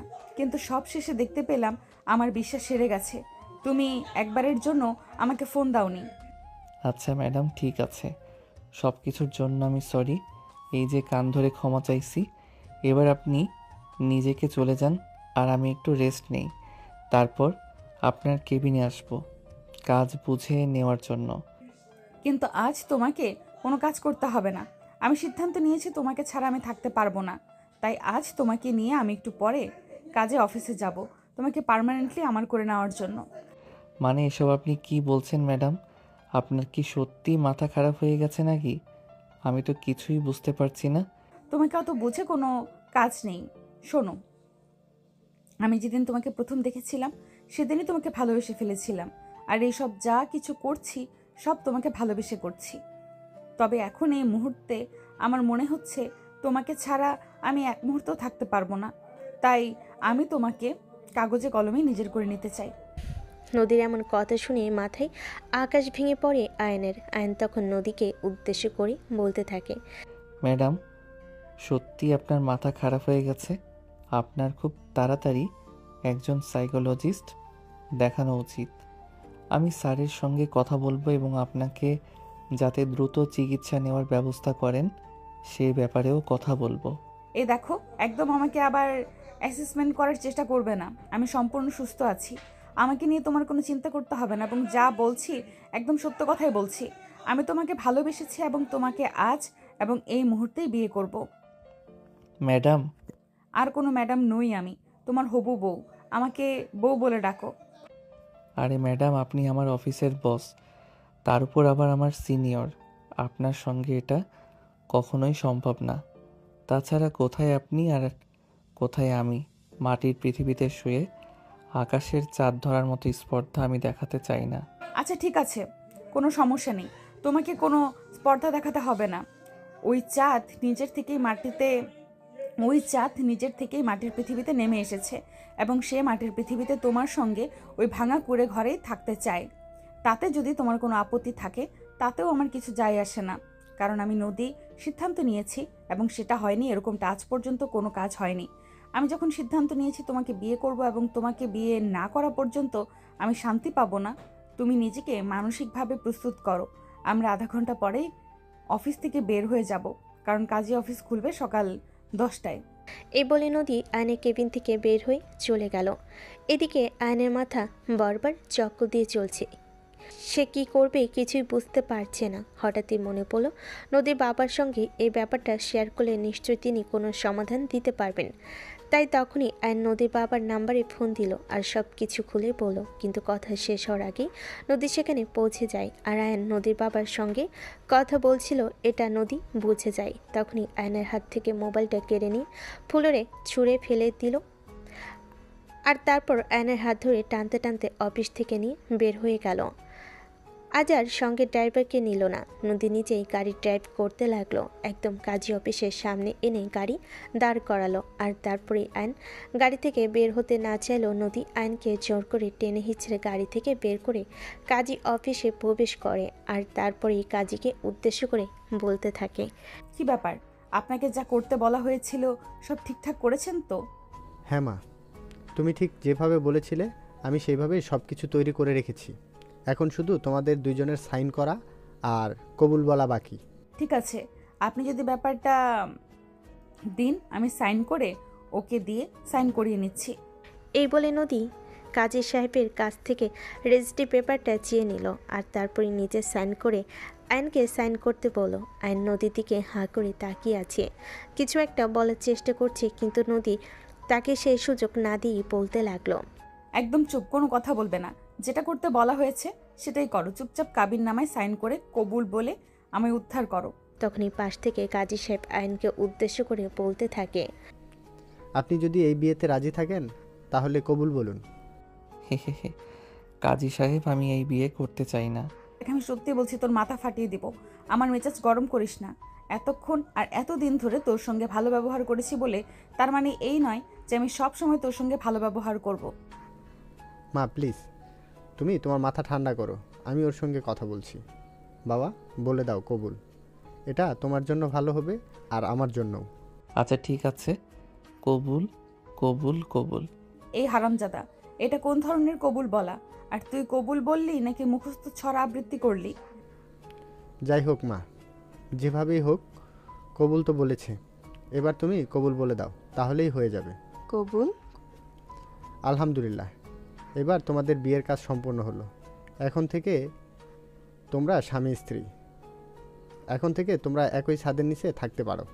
কিন্তু কাজী সাহেবের সেই কথা নদী কান পর্যন্ত পৌঁছানোর আগে নদী আয়নের হাত ধরে টানতে টানতে কাজী অফিস থেকে নিয়ে বের হয়ে চলে এসেছে।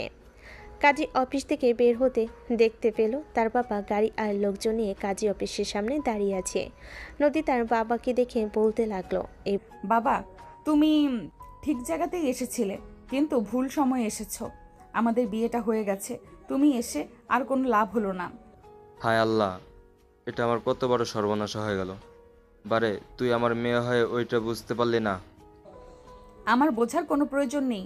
তুমি এখানে বসে মরা কান্না করো আর আমি আমার জামাইকে নিয়ে যাচ্ছি বাসর করতে। বলে নদী আইনকে নিয়ে এসেছে। আইনের জন্য কিনে রাখা ফ্ল্যাটে চলে আসে।